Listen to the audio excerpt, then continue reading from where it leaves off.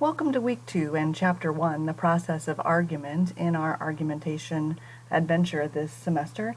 We like to begin at the beginning, and for me, the beginning is thinking about the nature and the context of argument, thinking about how we can frame the rest of the semester and the style of argument and the kinds of things that we're going to talk about this semester.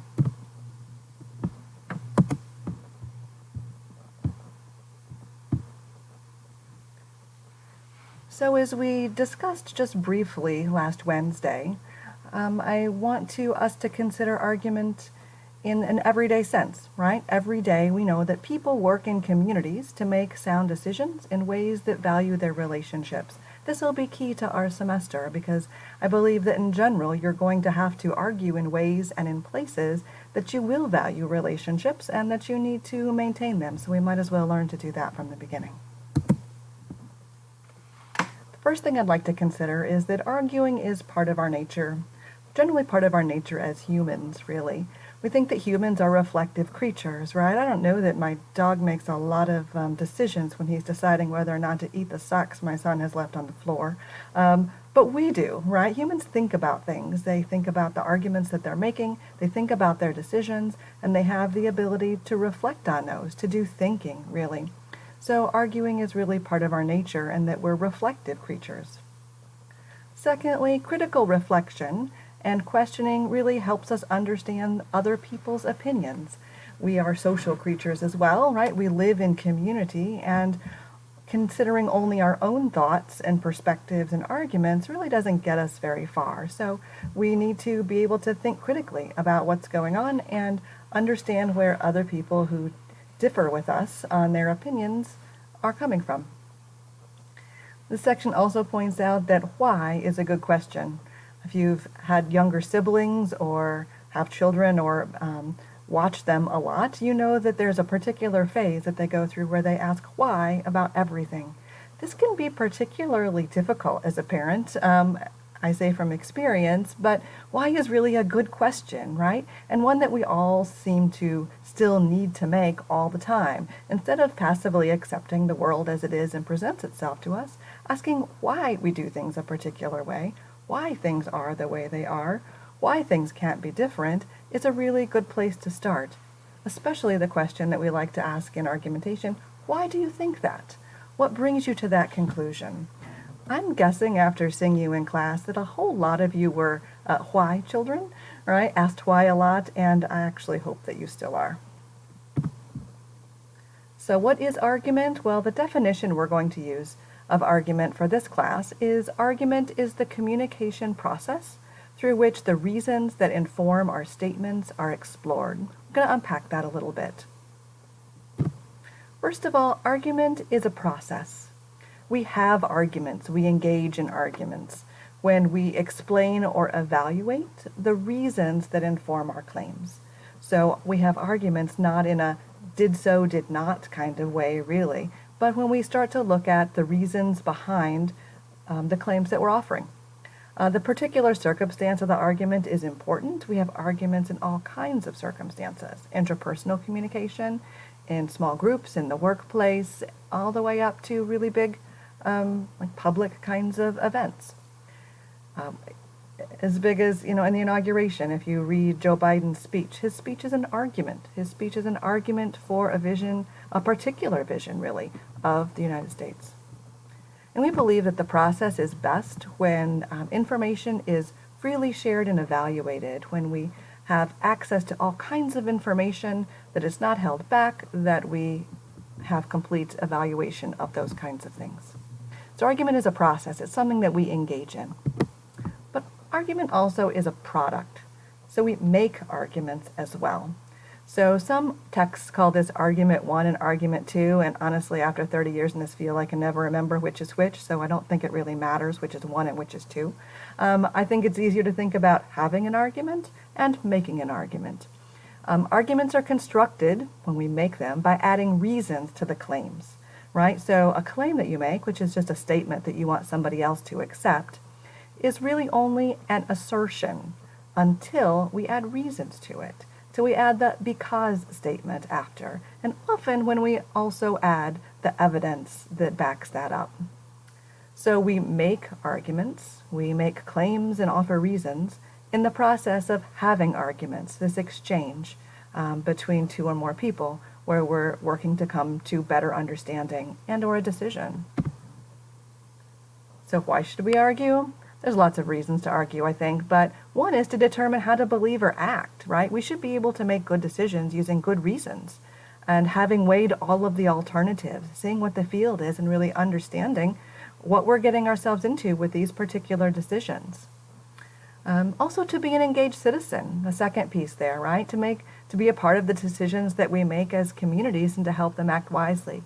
You know, it's no coincidence that the students from the Parkland school, after the Parkland school shootings, who forced a bigger conversation around gun violence in our schools, really were the debate team kids, right?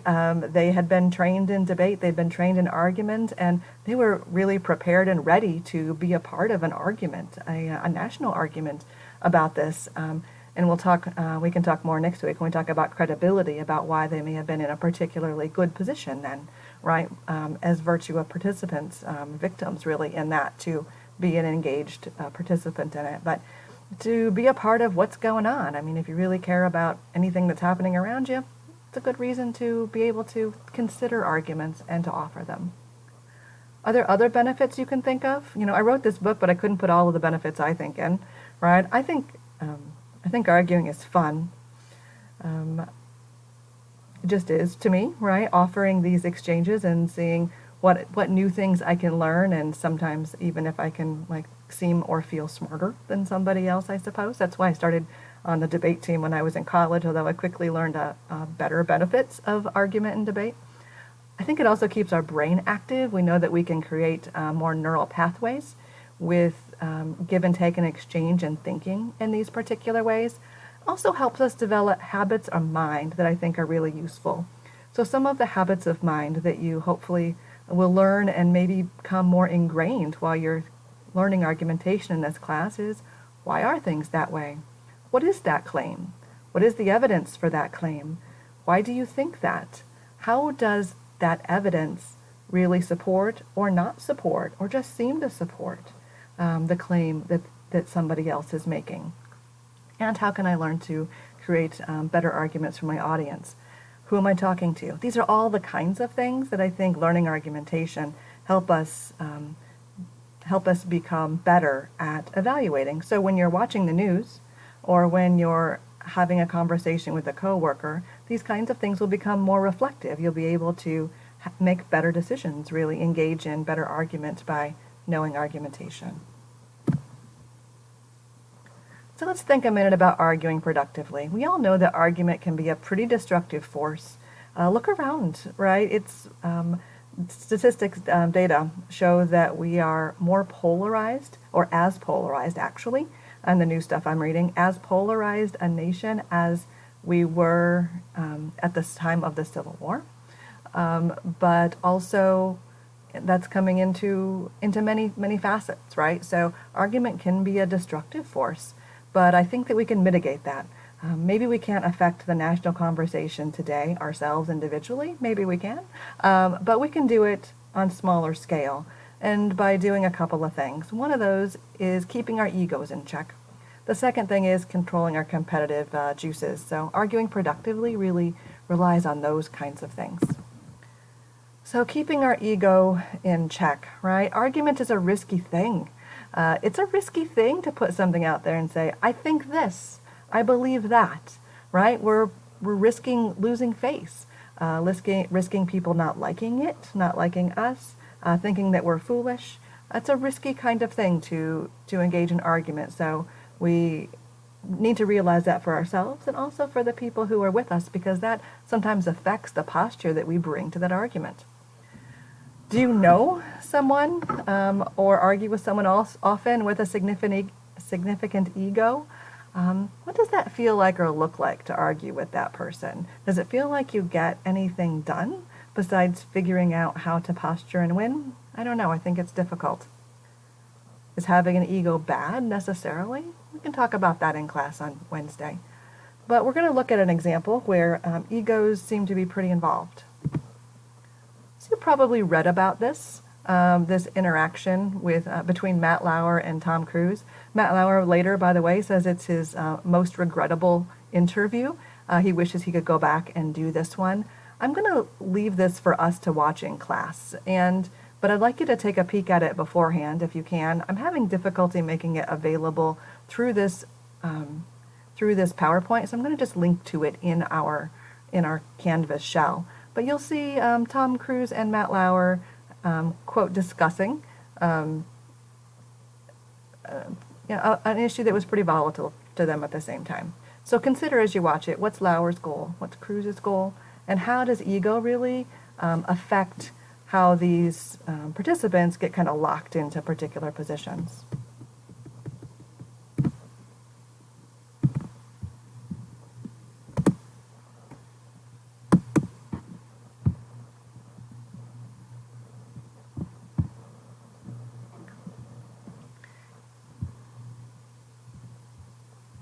So keeping our egos in check. So whenever you see one of these slides, questions to consider, it's probably something we're going to talk about on Wednesday when we get back together, right? So I'm interested in when it's hardest for you to take your ego out of a conversation or an argument. When is it the easiest? And when have you seen, or what have you seen that works to help us extricate ourselves a little bit? Of course, I have some ideas about that and some tips for keeping our ego in check. I think that admitting that argument is a risky proposition is a part of that. Just knowing that ego involvement is and that people are feeling vulnerable often when they argue helps us understand why they might argue in particular ways, and can help us change our behavior and change the dynamic that might allow them to change their behavior as well. 2, reconsidering what it means to win or lose an argument can also be important. Not every argument has a clear winner or a loser. If the only way you feel like you're winning an argument is to completely demoralize and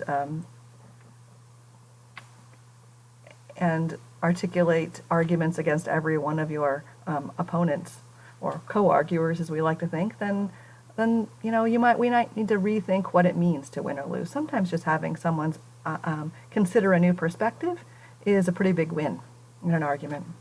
3, affording others respect and expecting it can be a part of keeping our ego in check. Detaching oneself from one's ideas can also be helpful. We know you're invested, but also being a little bit more detached, if you can, might help. And attending to obligations as listeners.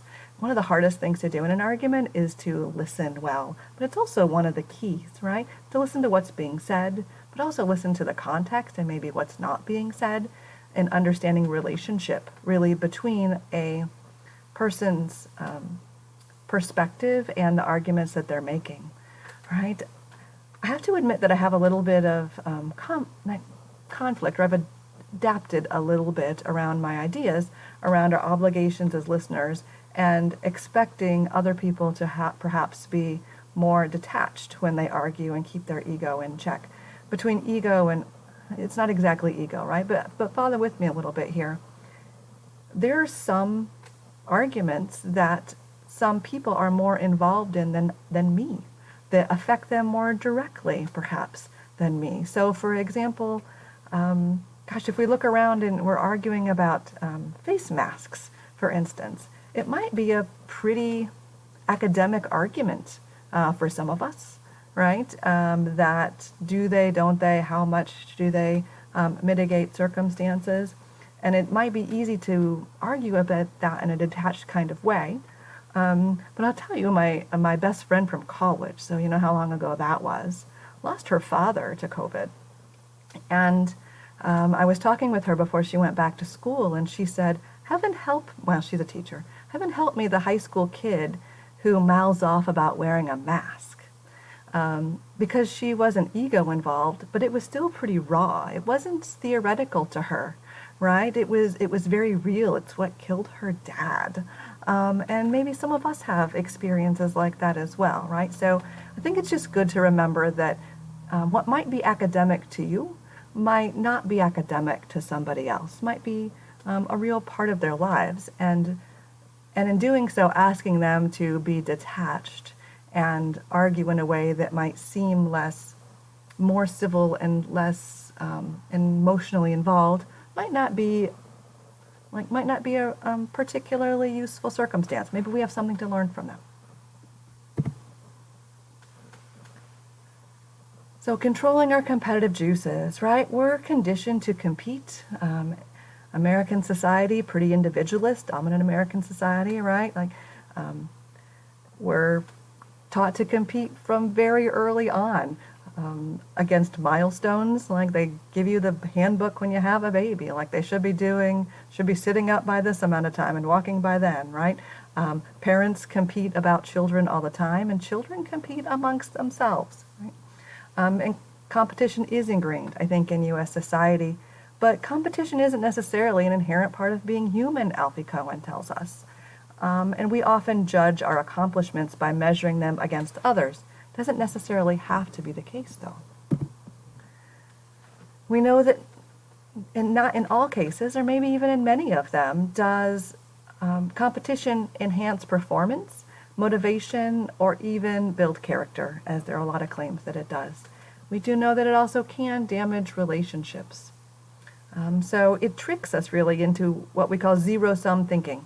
Zero-sum thinking, it means like if I win, you lose, right? That there's one pie, and that if I eat part of it, then you can't have any of it. And that tricks us into zero-sum thinking, into structural competition that way, and creates attitudes that make us work hard not to be bested with intentional competition. So we're willing to think about what it means to win an argument as opposed to what we can learn from an argument and how we can come to a good decision based on an argument. And that's a tricky thing.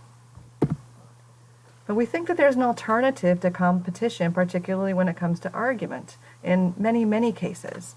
And that is a cooperative mindset of thinking about our people we're arguing with not as our competitors or our opponents, but maybe as our co-arguers, right? A cooperative mindset provides a really better path to problem solving and positions problem solving above winning, right? Above ego enhancement, above feeling like, well, I showed them, or obviously I'm the smarter one here, right? And it allows advocates to work together to find solutions. Usually what we're arguing about is in service of trying to find a solution, of trying to decide what we should do. And it helps preserve relationships, or at least it can help. So here's one of those slides, right? A cooperative mindset, some questions to consider. We'll be asking, where have you seen this in action? Have you seen it anywhere? I hope so. What about the cooperative mindset can you envision being most difficult to adopt? Why is this hard? I think it is hard, by the way. And where do you see potential in this mindset? How might it help? So perhaps you're surprised to see an argumentation textbook that says sometimes perhaps we should just not argue. This text assumes that there exist situations in which one might be better off not arguing. When do you consider? I'm enjoying, by the way, I've read part of your discussions about this, by the way, and I'm already enjoying this. So bring them along for class, right? Considering not arguing, I would say when you're not sufficiently prepared.